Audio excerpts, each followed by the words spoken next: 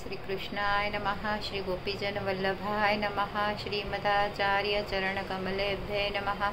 श्री गुसाई जी परम दयालवे नमः। श्री गुरुवे नमः। अपने माथे बिराजता सेव्य स्वरूपाय नमः। सर्व वैष्णवने जय श्री कृष्ण। હવે આજે આપણે જોઈશું 31મી કડી।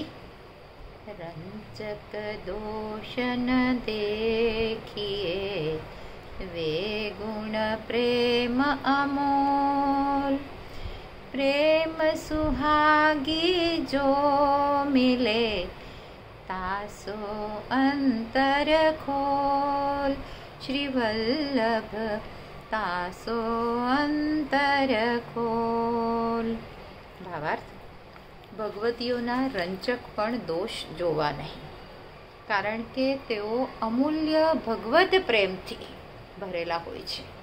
આવા પ્રેમ સુહાગી ભગવદીઓ જો આપણને મળી જાય તો એમના સમક્ષ જ આપણા પોતાના હૃદયનો ભાવ પ્રકટ કરવો જોઈએ, કેમ કે સિંહણનું દૂધ તો ફક્ત સ્વર્ણના પાત્રમાં જ ઠરે। કોઈના પણ સમક્ષમાં આપણા હૃદયનો ભાવ વ્યક્ત ન કરવો જોઈએ। कड़ी 32મી। साधना करो दृढ़ आसरो कुल भजवो फल एक। पलक पलक के ऊपरे वारो कल्प अनेक। श्री वल्लभ वारो कल्प अनेक। भावार्थ, श्री वल्लभना दृढ़ आश्रय माटे ज प्रयत्नशील रहવું જોઈએ। वल्लभ कुल में सब ही वल्लभ रूप, छोटो बड़ो ना जानिए। એ જ ભાવથી વલ્લભ કુલને ભજવા જોઈએ અને એ જ ફળરૂપ પણ છે એમ આપણને જાણવું જોઈએ।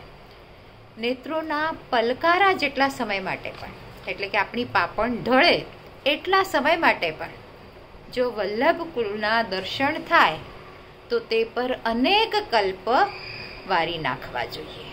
હવે કલ્પ એટલે શું? તો કલ્પ એટલે બ્રહ્માજીનો એક દિવસ।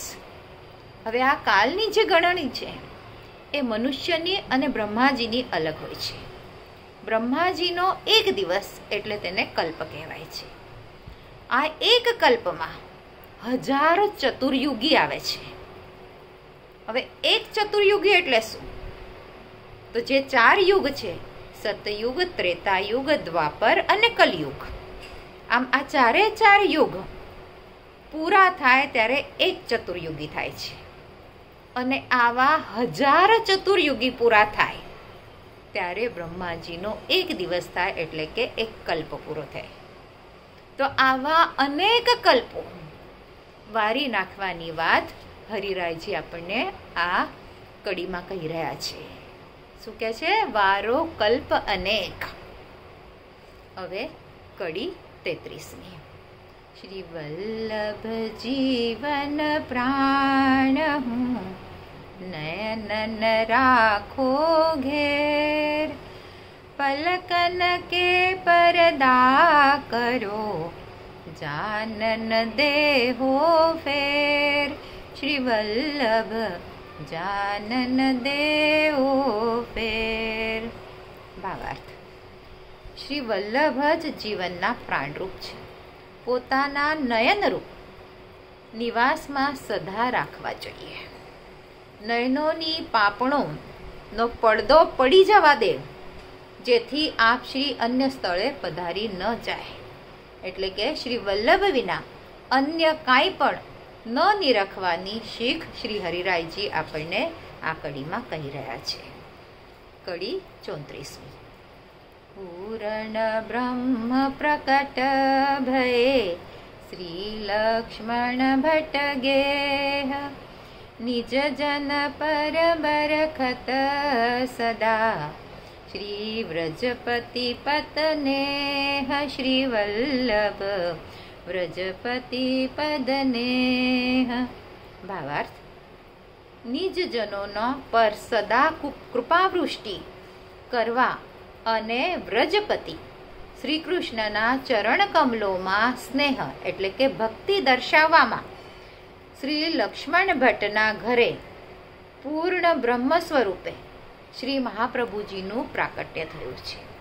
એટલે પ્રથમ વલ્લભ આખ્યાનમાં પણ ગોપાલદાસજી આપણને આ જ વાત સમજાવે છે. કડી 35. શ્રી જાગત સોવત સ્વપ્ન में भोर ध्योस निज सांझ श्री वल्लभ व्रज ईस के चरण धरो ही अमाज श्री वल्लभ चरण धरो ही अमाज.